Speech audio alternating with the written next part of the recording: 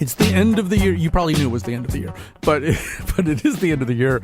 We have a regular cultural roundtable called The Nose, and what we like to do at the end of the year is to get some people together and to see if we can maybe, tease out some themes that run through the year, things that happened this year which might portend other things that could happen in the future.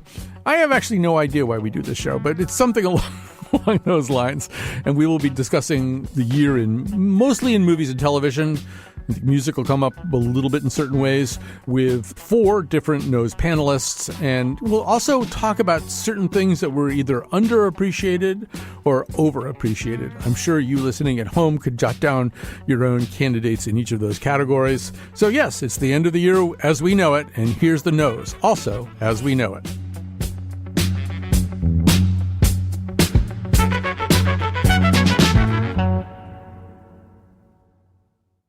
Welcome to our end of the year Nose. It's never entirely clear to me what I, or producer Jonathan McPants, expect to accomplish in this end of the year Nose.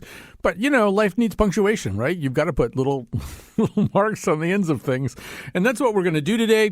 We'll just talk about whatever we thought was kind of interesting this year with our usual enlightened and entertaining panel. In the first segment, I'll be talking to David Edelstein, America's greatest living film critic. Later on, you'll hear from Bill Yousman, Rich Hollant, and Rebecca Castellani. But yes, here we go. We're going to begin with David Edelstein. Welcome back to our show. Thank you very much. I don't know if I'm going to put a period on the end of this, but perhaps an Oxford comma. There you go. And so let's, I think it is good to begin with specifics. And you are suggesting that we begin with a movie released directly to Netflix called Leave the World Behind. Came up kind of at the end of the year here. Stars Julia Roberts, Ethan Hawke, Mahershala Ali, and Mahala Herald. Well, the premise is that something is very, very apocalyptic. Something is happening that seems like the end of everything, and a bunch of people who are kind of marooned in this rather elaborate and beautiful house somewhere, I think in the Hamptons, there are sort of white renters and black owners, and they're trying to work out all their stuff. Where's your wife? Curious if you're worried about her in the city. Well, she's on a work trip in Morocco. She's an art dealer, so she travels a lot. Her flight is due back here in the morning, actually. Uh-huh. Can I see your ID? Oh, Amanda. It's a fair ask. You're a stranger showing up in the middle of the night. My kids are upstairs. Of course. I understand.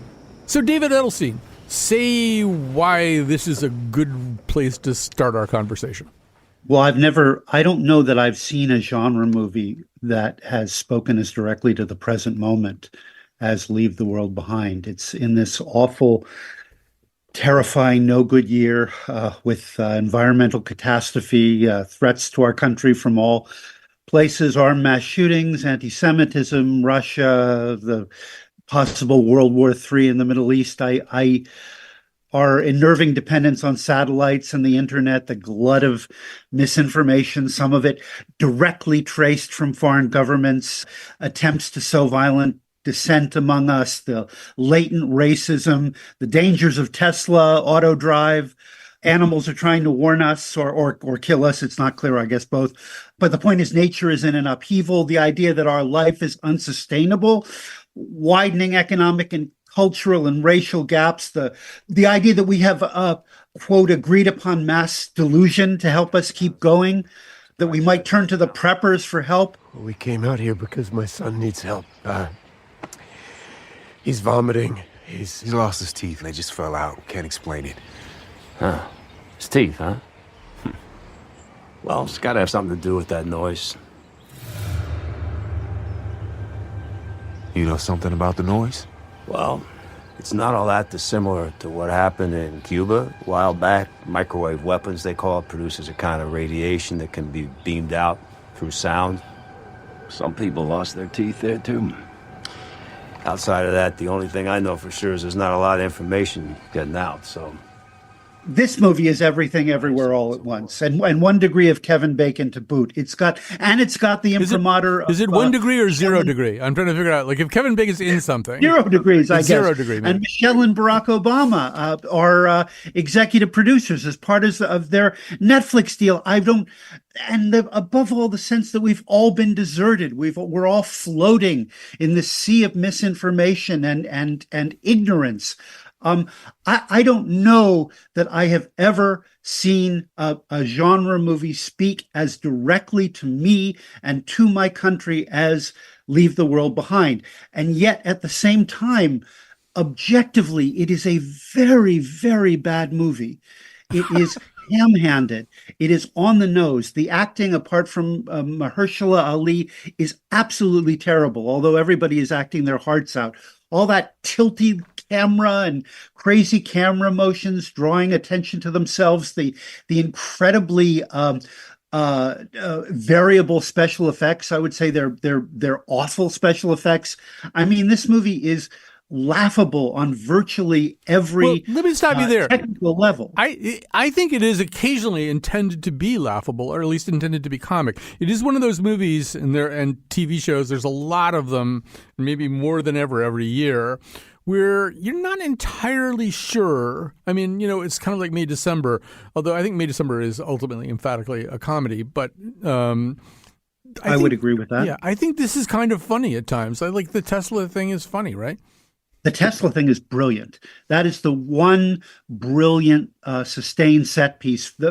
For listeners, I don't want to spoil anything, but they come under threat. This family comes under threat by cars, by lookalike cars that no one is in, that seem to have no other purpose in this world except to run into one another at very, very high speeds.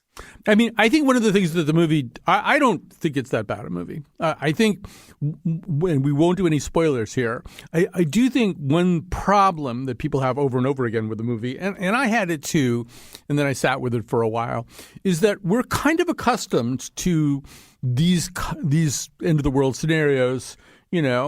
It starts with an earthquake, birds and snakes, or a screaming comes across the sky. And then we know what happens, which is that average people find inner resources that are undreamt of, and they get their acts together and they do battle against the invading forces or something like that. And this isn't that movie. And the way that it ends, I think the way that it ends, and we can't say how it ends, David, but I think the way that it ends kind of also is an argument for it being a comedy. It certainly ends with somebody else's comedy, I don't think it's a comedy at all, except unintentionally. I think the end is supposed to be this sort of bitterly ironic touch. Let me just say that part of what this movie is saying, and again, I find it irrefutable, is that we cling to escapism. We cling through our popular entertainment to a world that isn't and probably never was. And we seek out these mass delusions, even under the most perilous kind of threats, in order to keep from thinking about the truth. That's a wonderfully grim, ironic ending, but I don't think that it means that the rest of the film is a comedy. I think that's a very deeply serious point that the film is making. It just happens to be making it in an incredibly heavy-handed, obnoxious way. We should say that the movie is directed by Sam Esmail, probably best known as the auteur and showrunner behind Mr. Robot. That's another one that was completely on the nose. I really enjoyed the first 2 or 3 episodes of that, and then I just realized it was going to be the same thing with various levels of incredulity. But again, this movie is sort of the same joke over and over and over. Yeah, but it's not a bad joke. It's not a bad joke. I also give credit, I mentioned this to you when we were emailing, I give some credit to Julia Roberts and Esmail's handling of her. She's not America's sweetheart of this movie. She's really kind of a bitch. And she doesn't... Yeah, too much so. She's horrific. I mean, she's so unbearable. These people are so stupid. But I think that's obnoxious. I think putting it out there is and being sort of not what everybody expects. I think I'm glad she goes all the way to the wall with this. Hey, let me do a segue Yeah, but here. she's letting you know she's going all the way to the wall. So- it's sort of like, hey, look at me. I was once America's sweetheart. I'm not going to be America's sweetheart anymore. Give me an award. You're so mean. Know. You're so mean. So let me do a segue here. I think I have a neat segue. I think you could look at this movie as another kind of storm warning or something, or change in the winds. And that is, there's been a lot of talk about how superhero movies are kind of over. They're not really part of the conversation anymore. Nobody cared about the ones that were released in 2023. But I think there's also, movies like this which are about, this is not The Walking Dead, this is about a bunch of human beings. And it's kind of a bottle episode movie. It doesn't really go too many places. It goes to like 3 different houses. And there's just human beings trying to work out their human stuff. And I do think that we've moved a little bit more in favor of that kind of thing. This is what we expect to be, to end with Jeff Goldblum and Will Smith flying into some mother ship or something, but it's nothing we're waiting like that. for the superheroes throughout this entire movie. They don't come. Emphatically, they don't come.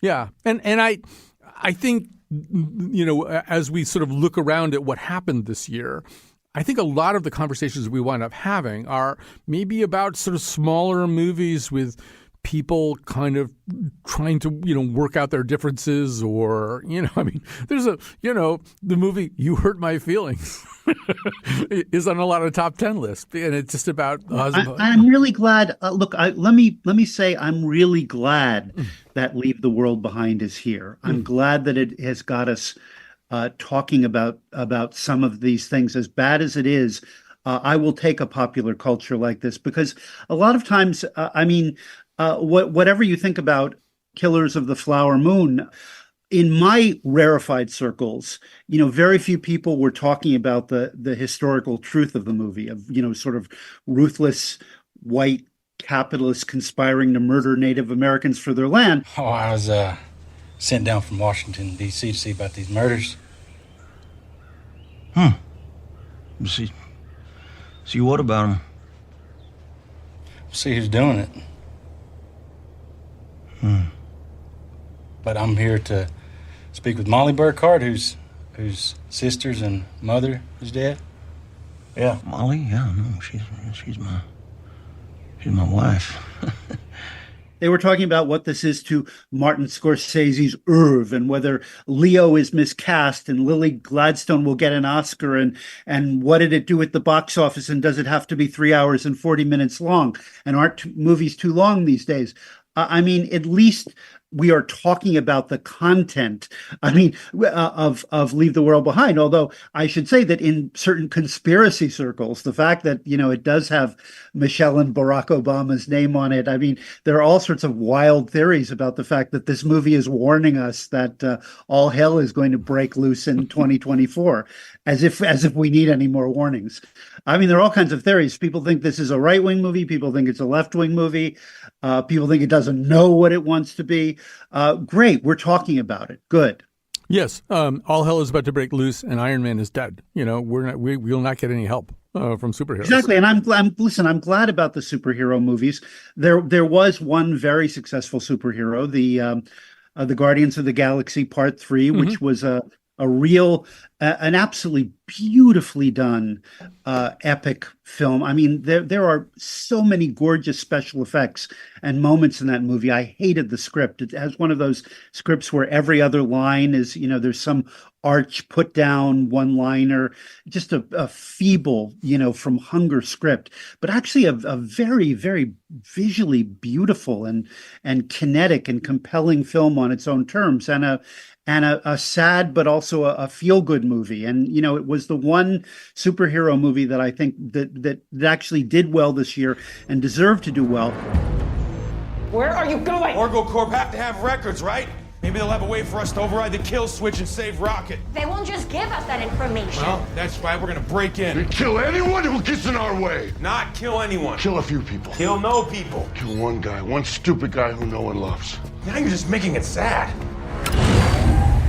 While the others have been, they're just, people have realized there's no need to see these movies. Yeah. And the great thing for me, is that, it gives the lie to this whole, the primary ruling ethos in Hollywood for the last 20 years, which is that, it's better to spend $250 million in the hopes of making $1 billion than it is to spend $8 million in the hopes of making $20 million.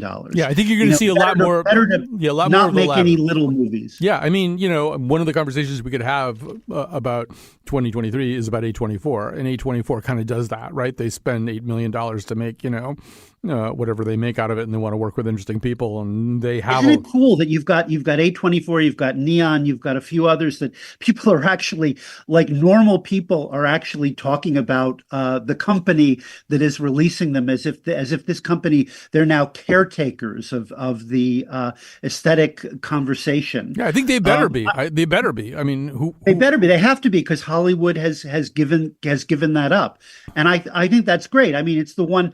On the other hand, I'm really tired of, people caring more about the grosses of a film, from week to week than what the film is actually trying to accomplish, or talking about it in the context of award season. And, I'm so sick of what will win the Oscar this year. I don't care what wins the Oscar this year. Let's see a good movie that throws things in our faces that we don't want to deal with, and force us to talk about them. Right. But I'm glad you brought up Guardians. It allows me to say that actually Bradley Cooper gave 2 great performances this year.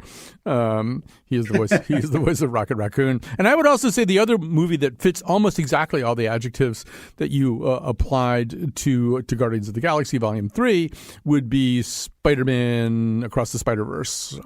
Yes, of course. They've got to work on those titles. The Spider-Man titles are really hard because they're always Far From Home or No Way Home or Across the Spider-Verse, Outside the Spider-Verse. And, just make the titles different so we know which movie we're talking about. What about turn off the dark, whatever the hell that meant? I remember that one. Nobody knew what that meant. Just a lot of people got hurt. Nobody knew what that meant. A lot of people got hurt. There's a memorial service for all the actors in there. Those films are in a different category. They are. We don't have to worry about CGI because they're completely animated. I mean, we don't have to worry about what's real and what isn't because it's all unreal and it's all, delirious and smart and breathtakingly adventurous. Wait, hold on. There's an elite society with all the best spider people in it? Okay, so there's this lady, Jess Drew. She rides a motorcycle. Oh my gosh, I'm learning so much from her. Oh yeah, I've learned a lot of stuff too. I've leveled up my whole thing. See? Oh yeah? Let's see that. Let's go. Thread the needle. And I didn't quite like this as much as the last animated Spider-Man movie, and I'm also dismayed that it has to be part 1. Enough of these part 1s. I mean, the most bloated Mission Impossible movie that they've yet made, and some of them have been very good. $350 million for part 1, and most of it is just for you to admire. Little Tommy Cruise jumping off a mountain on his motorcycle with a parachute. The movie just stops dead to kind of show off its budget and show off the bravery and virility of its 60-year-old leading man. Yeah, I know. I don't like the part 1 stuff. I think it started with Dune, right? Dune's part 1. The exposition was the entire movie. It's like, wait for 3 years and then we'll show you the movie that this leads up to. Harry Potter, the last Harry Potter. Oh yeah, that's right. Yeah. Even though there wasn't enough incident, even for 1. And the idea is that, can the studio grind 1 billion more out of this material? If they could have split the last one into 2, and then the one after that into 2, and then the one, you go towards an infinity, splitting it, if they could have gotten a final episode of part 4 that was of Harry Potter that was just had the last page of the book, they would have done that. We've kind of alluded to this already a little bit, but and we talked about it in emailing. But I do think, yes, A24 and Neon, they deserve some credit. And I do feel as though was Netflix's year. They were halfway in the tank. They had that really bad quarter in 2022. Are they even going to make it? They wound up greenlighting Maestro for $90 million when no other studio. Some studios would even take a meeting with Bradley Cooper, and anybody who did said no. Also, they did May December. They did The Killer with Fincher. They did the Rustin biopic, the Naiad biopic, Leave the World Behind. We already discussed The Crown. I know you didn't watch that. Beef. These are all kind of movies that are, and 5 of the 6 nominated comedy stand-up specials in the new category of the Golden Globes are Netflix movies. Only the Sarah Silverman movie on HBO is outside of Netflix. And yet people are saying, though, that, Netflix way overspent and they are, and they put themselves in a hole. And I know that they are cutting back on the movies they're underwriting now, which is tragic for a lot of independent movies. It's been, now, should they necessarily be throwing as much money at people like Martin Scorsese as they are? This is a real get rich quick scheme for a lot of filmmakers, a lot of so-called serious filmmakers. But I agree with you. It's really, really impressive, the stuff that Netflix is doing, and Leave the World Behind is Netflix too. Yeah. So I'm and I'm glad somebody made Maestro. I know there are a lot of people who hate that movie, but I think it's a very adventurous movie. It's a biopic that's truly off the beat. And I don't quite know if it gels. I actually think it doesn't gel, but from moment to moment, I think it's as brilliant and compelling as anything out there right now. And now you're firmly planted in New York City, studying piano, but you're actually studying acting. And that is a career which demands the versatility to play a panoply of characters. And that is my conclusion, that you, my dear, are very similar to me. How? Because you had to take all the pieces of all the bits of you that are scattered across these varied landscapes and create the veritable person that stands before me now. And how is that? You just asked me, and I just told you. I know. Okay. Eli Cathedral, best 6 minutes in a movie this year, I bet. I think we'd be hard pressed to find a more. Well, thank you, Gustav Mahler, for your Second Symphony and frankly for all your others except the Eighth. So but we won't get into that. That's for your Mahler show. Yeah. So Pants is and one for Mahler. Pants is telling me that we've got about 3 or 4 minutes left. I'll do dealer's choice here. You talk about whatever you want to talk about here in our waning minutes together. Well, I think that, the big event, Barbenheimer, was a wonderful event this year. It was a marketing event, and it was an inadvertent marketing event. You had 2 very worthy films, although I hated Oppenheimer. It's a worthy film. Now I'm looking for a project director. And my name came up. Nope. Even though you brought quantum physics to America, which made me curious. What have you found out? You're a dilettante, a womanizer, a suspected communist. I'm a New Deal Democrat. I said suspected. Unstable, theatrical, egotistical, neurotic. Nothing good, no? Not even he's brilliant, but... Well, brilliance is taken for granted in your circle, so no.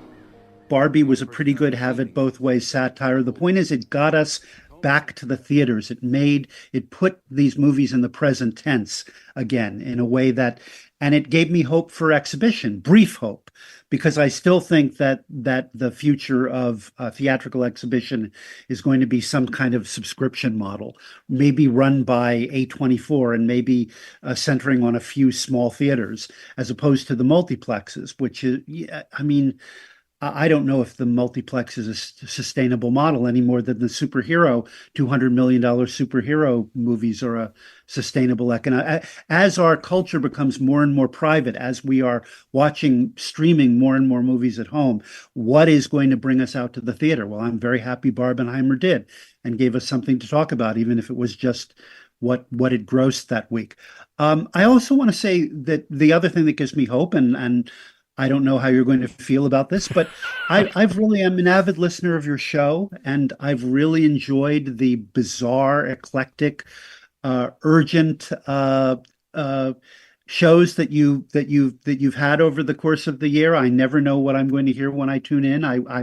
It's the talk is always very intelligent, myself accepted, whenever I happen to appear. But I'm really very happy that that Connecticut Public Radio has given you a shot to do whatever the hell you want, and do it so sparklingly. Does that really come through? I think they're just refereeing me is too much work, so they let me do whatever I want. I want to go back quickly to Barbenheimer, because I think Maestrolian, it just didn't work out the same way. I think Maestro and Napoleon came out roughly the same day.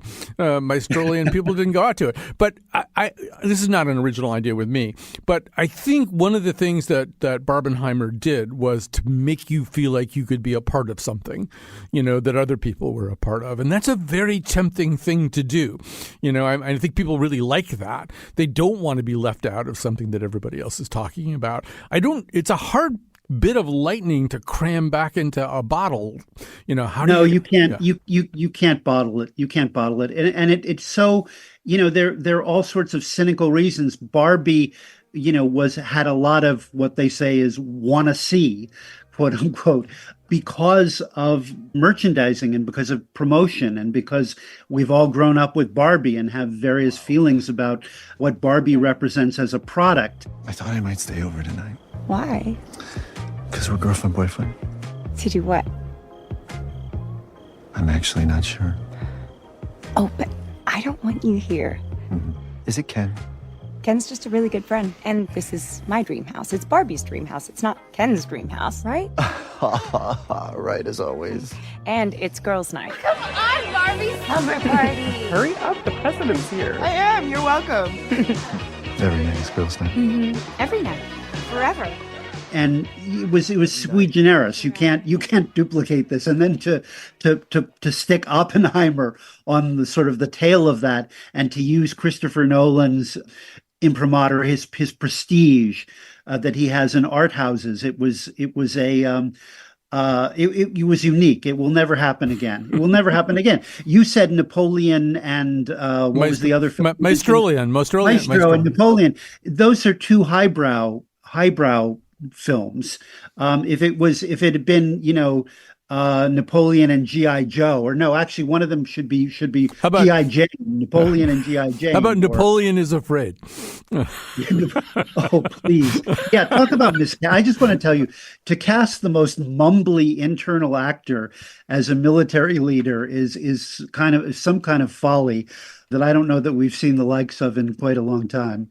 All right, we have to go or I'll get in a lot of trouble. David Edelstein is America's greatest living film critic and my very old and dear friend. And thank you for saying nice things about the show on behalf of my producers who do all the work. I'm just Ted Baxter. I just show up and, Anyway, I'm Ted Baxter with bad hair. David Edelstein. Ted Baxter does not make as many jokes at his own expense, but maybe you're the 21st century Ted Baxter. Schizoid man. All right, we have to take a little break. We're going to come back with other members of the Know, so hang on here.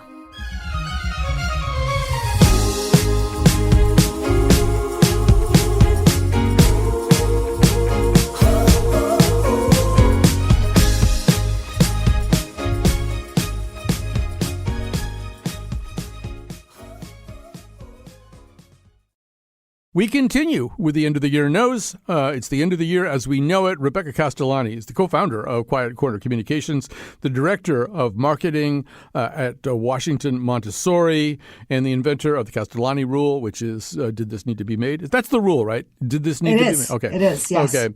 Rich Hollant is a principal at CoLab, a founder of Free Center and commissioner on cultural affairs for the city of Hartford. Bill Yousman is professor of media studies at Sacred Heart University. So we're going to begin, Bill, I think with maybe a theme that you brought up as you guys were emailing among yourselves, and that is the idea of culture in dark times, pop culture in dark times. So, I don't know, push our rowboat off the shore and into the water on that one, Bill Yousman.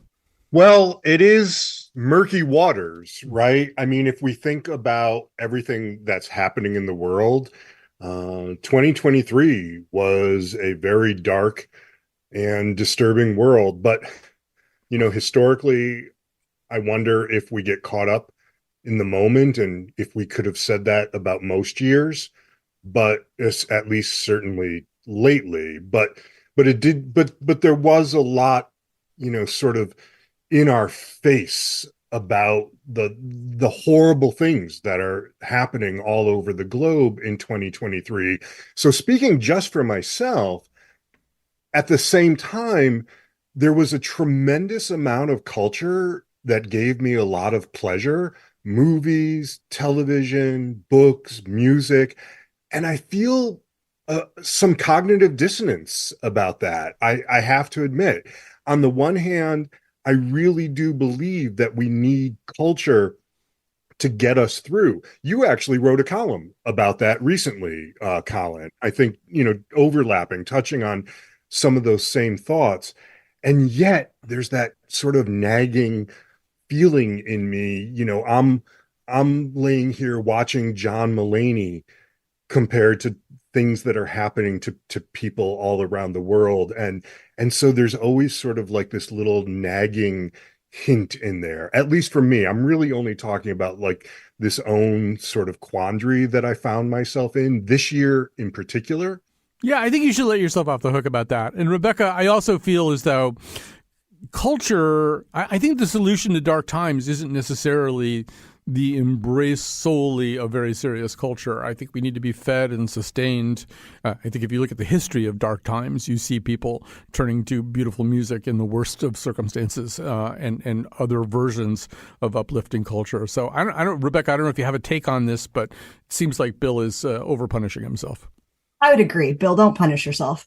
And honestly, until Bill said it, this wasn't really something I was aware that I was doing. And then when Bill brought this up and I started sort of reflecting on what I'd consumed this year in culture, I realized it was also more on the lighter side than I typically gravitate towards. I'm usually one of those people that can't get enough of serial killer documentaries and the dark A24 movies that come out.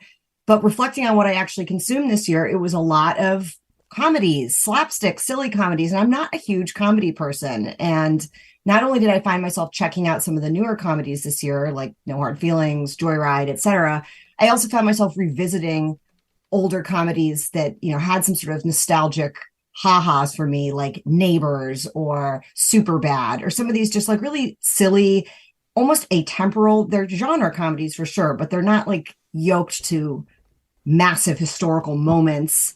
So this was not something I was very conscious of doing, but I clearly did it. I found my music tastes. I finally stopped listening to only the Succession soundtrack and I started listening to Kylie Minogue.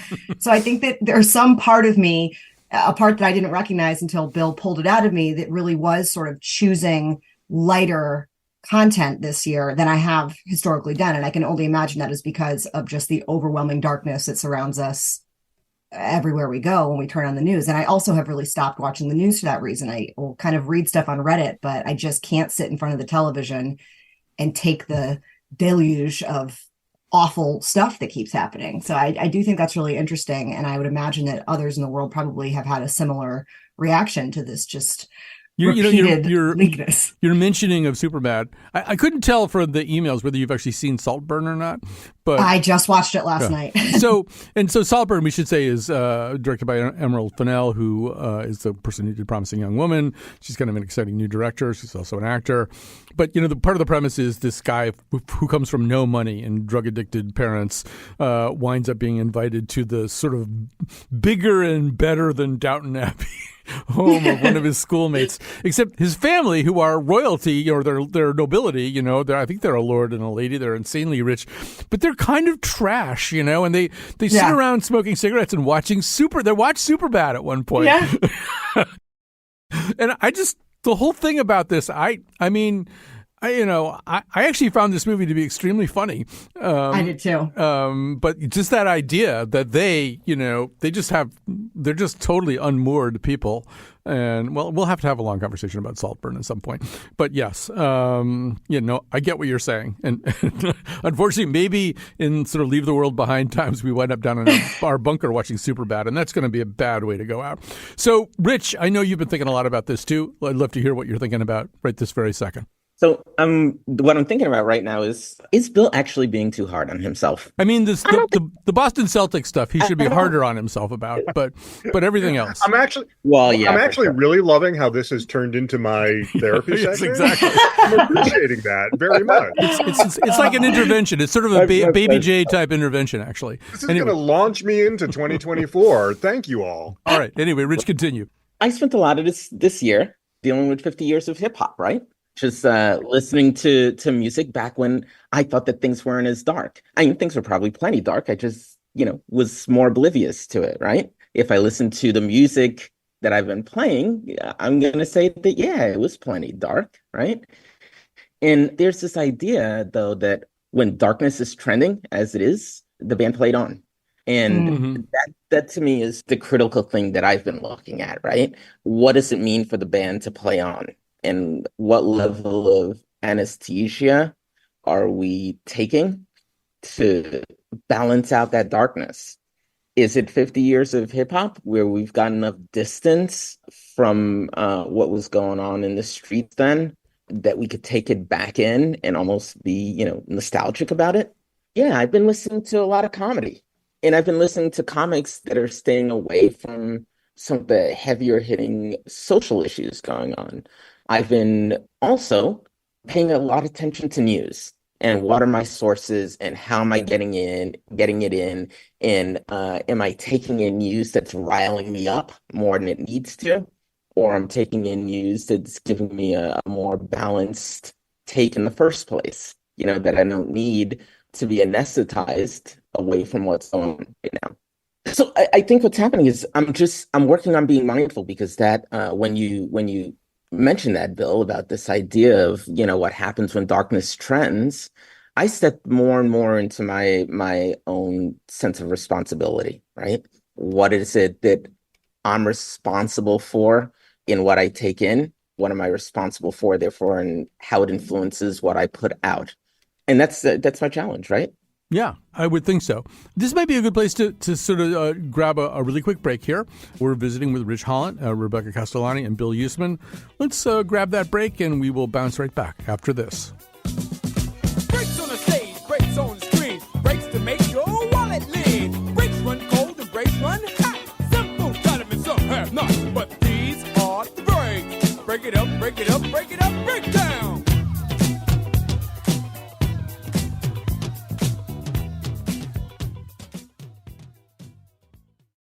Time to thank a few people. That would be technical producer Kat Pastor and producer of this episode and pretty much all Nose episodes, Jonathan McPants. Thanks to you folks for listening as well. Here on the third and final segment, we still have Rebecca Castellani, now Director of Marketing at Washington Montessori, Rich Hollant, Principal at CoLab, Commissioner on Cultural Affairs for the City of Hartford, Bill Yousman, Professor of Media Studies at Sacred Heart University.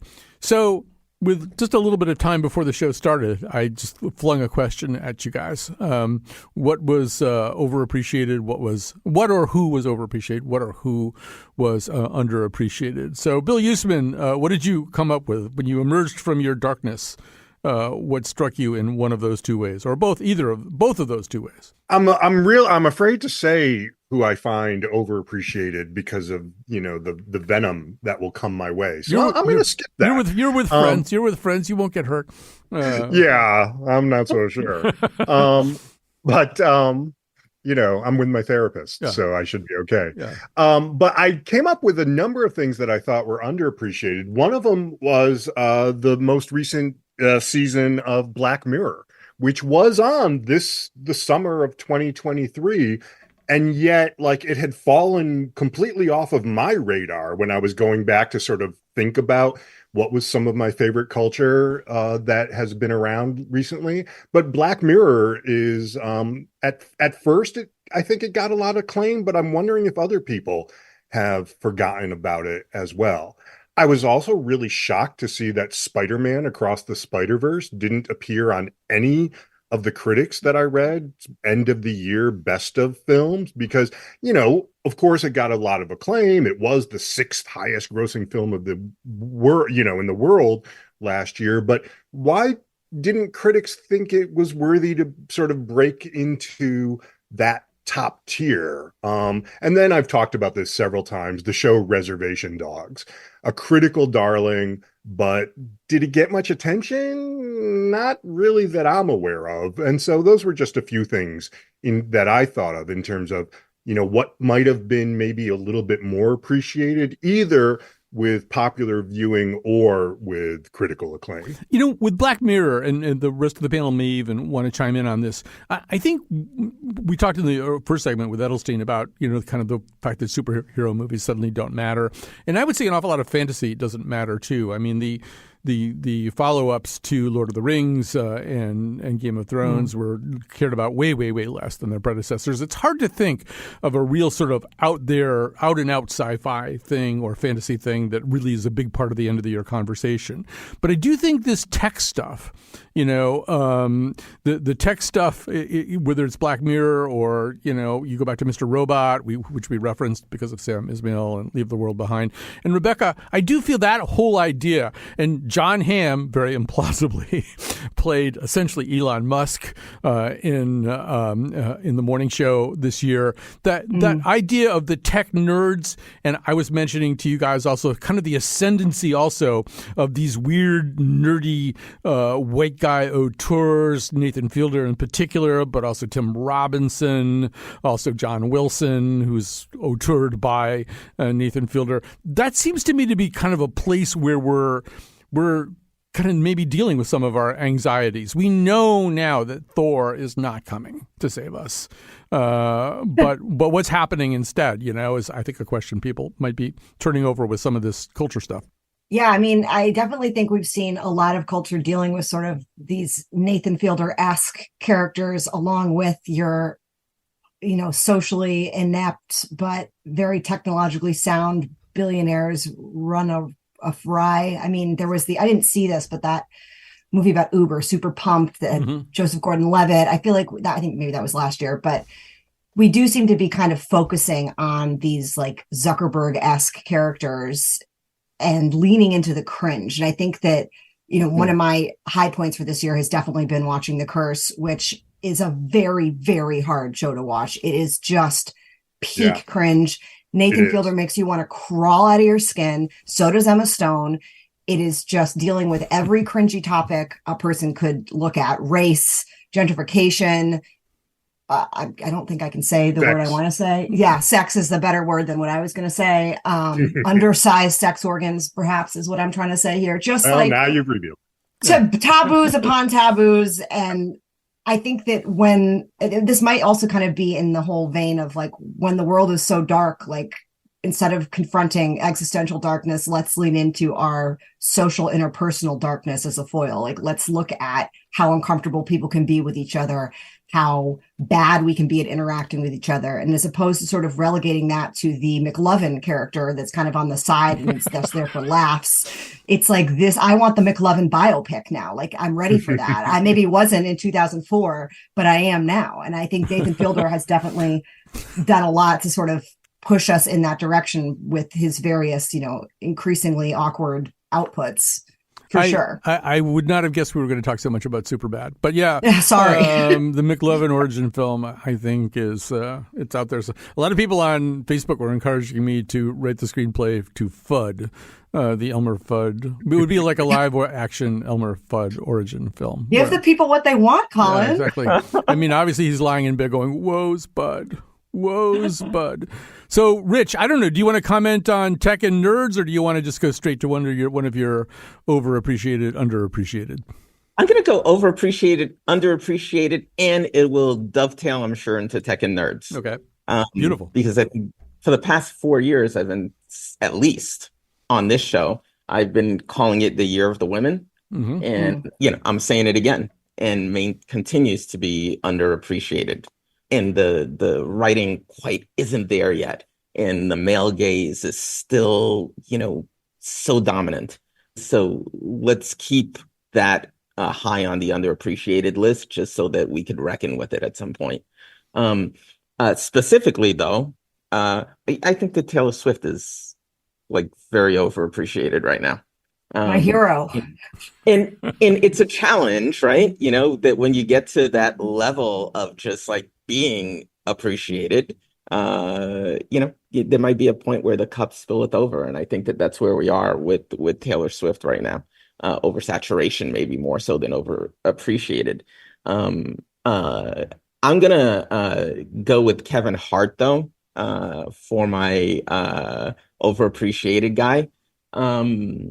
Again, same thing, a lot of coverage, and that movie with him and Chris Rock, Headliners Only, just didn't ring home for me. It felt like an infomercial. And I think that I was mentioning earlier, it felt like an infomercial for Love's Baby Soft and Snuggie all rolled in together. It's just this, massive cross promotion. And I think for generally incredibly funny guys, they let the market take over for a bit there. We should say that when Rebecca said my hero, when you said my hero, Rebecca, you were referring to Rich as opposed to referring to Taylor Swift.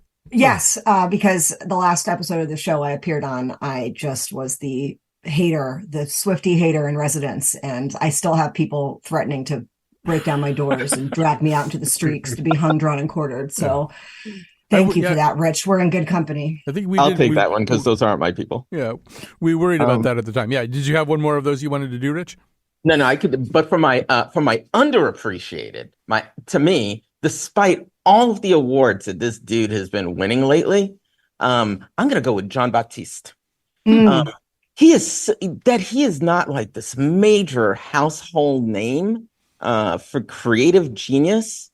Just blows my mind. And that movie, American Symphony, just touched me profoundly. Now, it might be, that it's about a creative Black dude whose wife is diagnosed with with a pretty serious cancer, and that topic for me personally hit a chord. But when we get on the other end of that, to take a look at that which could be an incredibly dark story, and to take a look at the light and joy and what art and creativity brought to that dark story, authentically, was just heartwarming, inspiring, and made me get up and want to do another day and dare to look at the hard stuff. I totally get what you're saying about all of that, and I particularly agree that he should be like more in the conversation even than he is. I'm completely, and other people have said that to me here in the month of December as well. And I think you're right on track there. Rebecca, I didn't want to miss. I know you perhaps have an underappreciated and or overappreciated. Well, my over has been discussed. It's Taylor Swift forever and always. And yes, that was a Taylor Swift song reference because I can't escape her despite my best desires to. I'm over it. I'm over Travis Kelce. I don't want to hear anything about this in 2024. Please leave me alone. I would also, if I'm going to just, be dragged in the comments, I will go ahead and say I also think Christopher Nolan is getting on my overappreciated list. I struggled to get through all 3.5 hours of Oppenheimer. I think that, he could really use a more critical editing eye sometimes. So, you can cancel me. That's fine. I'm not afraid of extra therapy over the holidays. And for underrated, I think I'm going to circle back again to this sort of weird desire I've had to lean more into watching comedies, and specifically some of the female-led comedies that came out this year that were really raunchy. I'm talking No Hard Feelings and Joyride in particular. It's been really refreshing to see women get to kind of do that Apatow-esque gross body horror and not just be the, knocked up, nagging shrew on the side that's a buzzkill. Like, to have women really be kind of the instigators of chaos and really dirty jokes and dirty things has been really sort of cathartic to see on screen. And I hope that 2024 brings more of those comedies and they get a little more refined, because I wasn't like completely in love with every beat of every one of those two movies, but I think they're a great example of kind of letting women lean into their nastiest impulses.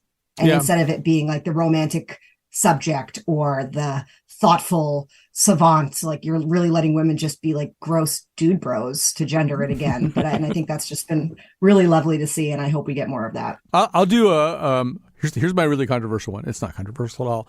Overrated Juno Temple in Lasso. Underrated Juno Temple in Fargo, where she's just terrific. And Bill, I can't remember. Did you see Daisy Jones and the Six? Did anybody here see Daisy Jones? Oh, I did. I suffered through it. Yeah, I think it's. I liked it. See, I think it's overrated. I think it's overrated. I think that they are not persuasive as sort of people who are, well, I just don't care about them, and I don't care about the. Didn't like the I music. kept saying, why didn't they just admit that it was Fleetwood Mac? Okay, that was Just annoying. Call it Fleetwood Mac. Yeah. I thought that the show itself was overrated, but the music was underrated. I really liked some of the tunes that they came up with. Marcus Mumford had a lot to do with it. I thought that the soundtrack was pretty great. Watered down Fleetwood Mac. I mean, you're not wrong. You're not wrong. Just give us the Fleetwood Mac biopic. It'd be way messier. Well, we have to stop here. Fascinating though this is, the time went fast, and it's great to hear the voices of our beloved Nose panelists here. So thanks very much to Rebecca Castellani, Rich Hollant, Bill Yousman. We have to go. Thanks to Kat. Thanks to McPants. And we will be back next week with a whole bunch of other new stuff. Farmington, yeah, yeah, yeah, yeah, yeah.